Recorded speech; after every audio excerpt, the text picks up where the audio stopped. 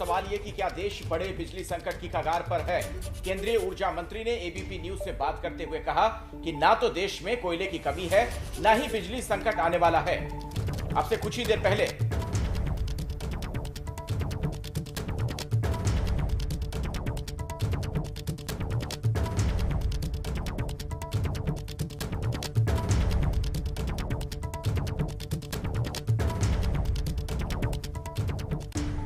कोयला मंत्रालय की तरफ से बयान जारी करके यह कहा गया कि पावर प्लांट की मांग के मुताबिक पर्याप्त कोयला मौजूद है। बिजली संकट आने के कयास महज अफवाह है। कोयला मंत्रालय ने यह भी बताया कि इस साल कोयले के बिजली का उत्पादन 24% तक बढ़ा है। तो सरकार भले ही दलीलें दे रही है, लेकिन कई राज्यों में कोयले की कमी से बिजली संकट दिखना शुरू हो चुका है। तो क्या है आखिर जमीनी हकीकत? क्या सच्चाई वही है जिसका दावा ऊर्जा मंत्री ने किया, या फिर बात कुछ और है? आपको एक खास रिपोर्ट दिखाते हैं।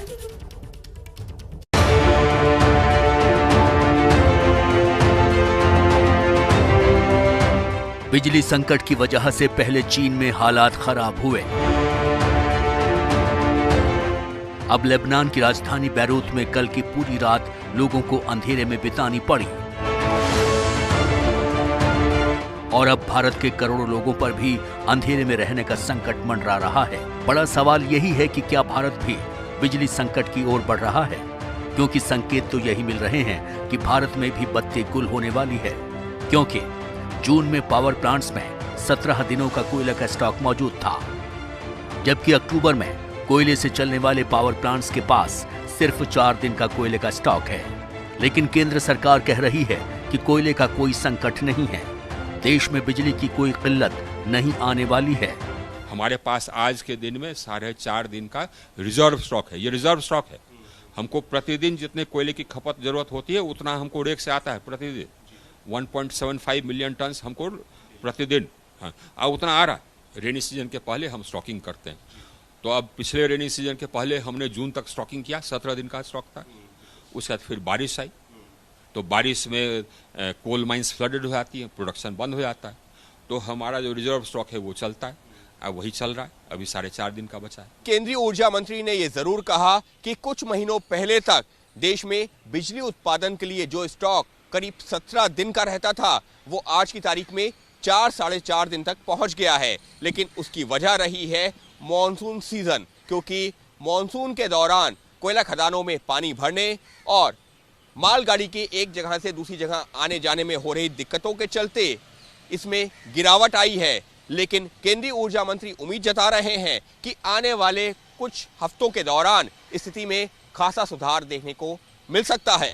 केंद्रीय ऊर्जा मंत्री आर.के. सिंह भले ही दावा कर रहे हों कि ना तो कोयले का संकट है, ना ही बिजली की दिक्कत होने वाली है, लेकिन कई राज्यों ने केंद्र सरकार से कोयले की कमी की अपनी चिंता जाहिर कर दी है।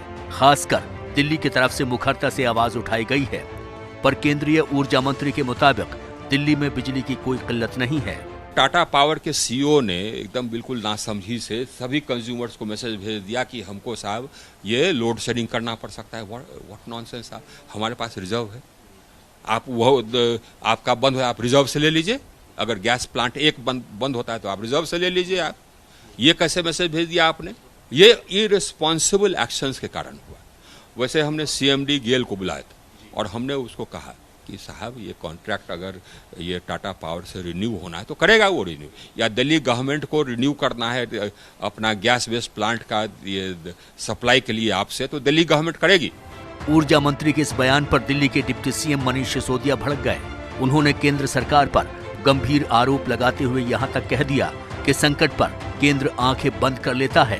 पूरे देश से आवाज उठ रही है कि कोल क्राइसिस है और ये कोल क्राइसिस अल्टीमेटली पावर क्राइसिस में तब्दील हो सकता है, जिसका बहुत बड़ा संकट देश को झेलना पड़ेगा। देश ठप हो जाएगा, देश का सिस्टम ठप हो जाएगा अगर पावर क्राइसिस खड़ा हो गया तो। आज दिल्ली की सरकार ने लिखा, दिल्ली के मुख्यमंत्री जी ने केंद्र सरकार को लिखा, आंध्र प्रदेश के मुख्यमंत्री ने केंद्र सरकार को लिखा, पंजाब की सरकार कह रही है, यूपी की सरकार कह रही है, गुजरात की सरकार भी कह रही है कि साहब पावर कोल का क्राइसिस है, राजस्थान की सरकार कह रही है, कई राज्य सरकारों ने बताया है कि वो किस तरह से पावर कट प्लान कर रहे हैं, और केंद्र सरकार कह रही है कि कोई क्राइसिस नहीं है।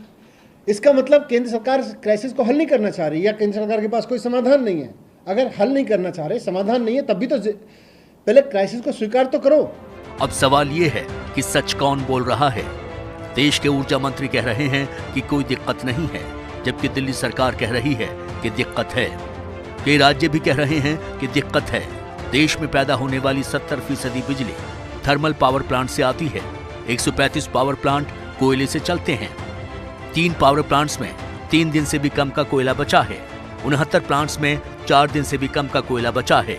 13 प्लांट्स में 5 दिन से कम का कोयला बचा है। 23 प्लांट्स में 7 दिनों से भी कम का कोयला बचा है। ऊर्जा मंत्री की बातों को सही साबित करने के लिए उनके समर्थन में केंद्रीय कोयला मंत्री प्रहलाद जोशी भी सामने आए। ट्वीट करके कोयला उत्पादन का हिसाब बताया। प्रहलाद जोशी ने अपने ट्वीट में लिखा कि कोल इंडिया ने अब तक सबसे अधिक कोयला उत्पादन एवं आपूर्ति की है। इस वर्ष 263 MT कोयला उत्पादन के साथ CIL ने पिछले वर्ष की समान अवधि के मुकाबले 6.3% की वृद्धि दर्ज की है। साथ ही 323 MT के साथ गत वर्ष से 9% अधिक कोल ऑफटेक किया है।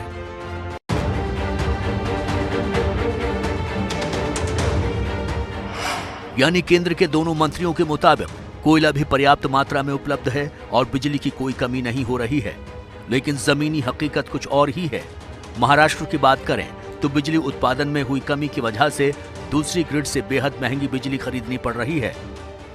जानकारी के मुताबिक महाराष्ट्र पावर डिस्ट्रीब्यूशन कंपनी ग्राहकों को 7 रुपए प्रति यूनिट के हिसाब से बिजली बेचती है, लेकिन पैदा हुए संकट ने सरकार को दूसरे ग्रिड से 20 रुपए प्रति यूनिट बिजली खरीदने पर मजबूर कर दिया है।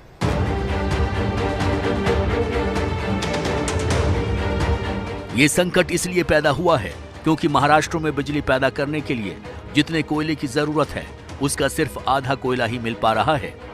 रोजाना 1.5 लाख मीट्रिक टन कोयले की जरूरत, अभी सिर्फ 75,000 मीट्रिक टन कोयला मिल रहा है। 3 पावर प्लांट की 14 यूनिट्स बंद हो चुकी हैं। जाहिर है उत्पादन कम होगा तो बिजली कटौती होगी ही। इसी की वजह से कई राज्यों में शहरों से लेकर गांवों तक में बिजली कटौती शुरू भी हो चुकी है। बिहार की बात करें तो गया में पिछले 1 हफ्ते से बिजली ज्यादा कट रही है। आम लोगों के साथ साथ घर से दूर हॉस्टल में रहकर पढ़ाई कर रहे छात्र भी परेशान हैं। ये स्थिति 5-6 दिन से बहुत ही दयनीय है। खासकर जब नाइट का समय आता है तो 7 बजे 6 बजे से लाइट कटनी शुरू हो जाती है और हमारे साथ जुगनू जैसा आंख में चौली खेलती है। रात में 3-4 घंटा काट देती है और दिन में भी पढ़ने में दिक्कत होता है, परेशानी होता है। ऐसा ही हाल बेगूसराय का भी है। बरौनी थर्मल पावर भी कोयले की किल्लत झेल रहा है। कुछ दिन पहले बेगूसराय में 22 घंटे बिजली रहती थी, लेकिन पिछले कुछ दिनों से बड़ी मुश्किल से 12 से 14 घंटे ही बिजली मिल रही है। और ये कटौती सिर्फ बिहार में ही नहीं हो रही है, बल्कि देश के कई राज्यों में इस वक्त बिजली काटी जा रही है। पंजाब के कई इलाकों में 4-4 घंटे की कटौती, यूपी के कई इलाकों में 4 से 5 घंटे की कटौती, राजस्थान में राजधानी जयपुर सहित कई इलाकों में 4 घंटे की कटौती हो रही है। और देखिए, अगर बिजली संकट बढ़ता है तो गांव से लेकर शहरों तक में बिजली कटौती के घंटे बढ़ते हैं, तो साफ तौर पर लोगों को परेशानी होने वाली है। और चूंकि यूपी में अगले कुछ महीनों के बाद ही चुनाव होने वाले हैं, तो सवाल यह है कि क्या इस संकट का असर यूपी चुनाव पर भी पड़ सकता है। देखिए रिपोर्ट।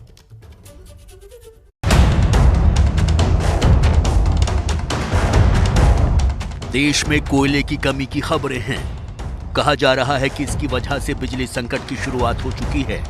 हालांकि केंद्र सरकार की तरफ से साफ कह दिया गया है कि ऐसा कोई संकट नहीं है, लेकिन खबरें ये भी आ रही हैं कि कई राज्यों में बिजली कटौती शुरू की जा चुकी है। जाहिर है इससे उत्तर प्रदेश भी अछूता नहीं है। उत्तर प्रदेश राज्य विद्युत उत्पादन निगम के जो अपने ताप बिजली घर हैं, अनपारा, ओबरा, पारीच्छा और हरदुआगंज, इसमें पारीच्छा और हरदुआगंज में लगभग कोयला समाप्त हो गया है। ओबरा में 2 दिन का कोयला है, अनपारा में 2.5 दिन का कोयला बचा है। ऐसे में उत्तर प्रदेश का भी बिजली उत्पादन बुरी तरह प्रभावित हुआ है। लगभग 1,500 मेगावाट के बिजली घर उत्तर प्रदेश के उत्पादन निगम के बंद हैं। इसकी वजह से यूपी के ग्रामीण इलाकों में 4 से 5 घंटों की बिजली कटौती शुरू हो चुकी है, जबकि शहरी इलाकों में अघोषित बिजली कटौती हो रही है। और हाल फिलहाल में ये संकट कम होता दिख नहीं रहा है, क्योंकि इस वक्त यूपी में बिजली की जो डिमांड और सप्लाई है उसमें बड़ा अंतर है। मौजूदा वक्त में यूपी में 21,000 मेगावाट बिजली की डिमांड है, लेकिन अभी सिर्फ 17,000 मेगावाट बिजली की ही सप्लाई हो पा रही है, यानी 4,000 मेगावाट बिजली की कमी यूपी को इस वक्त हो रही है।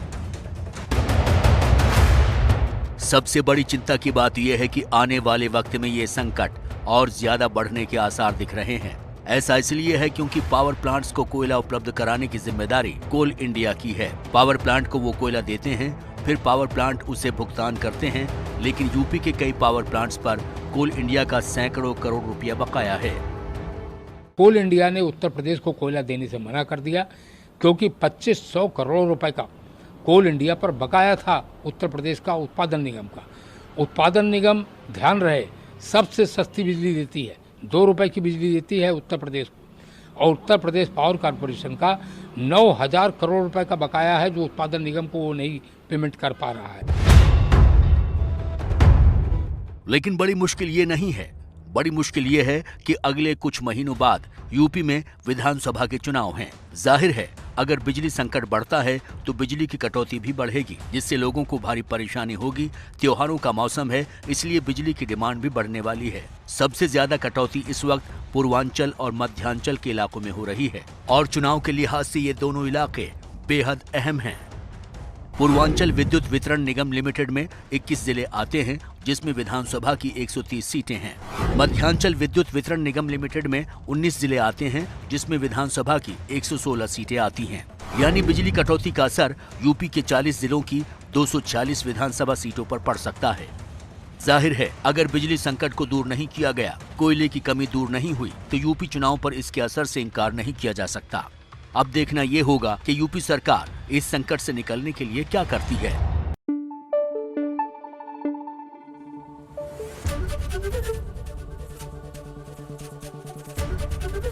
एबीपी न्यूज आपको रखे आगे।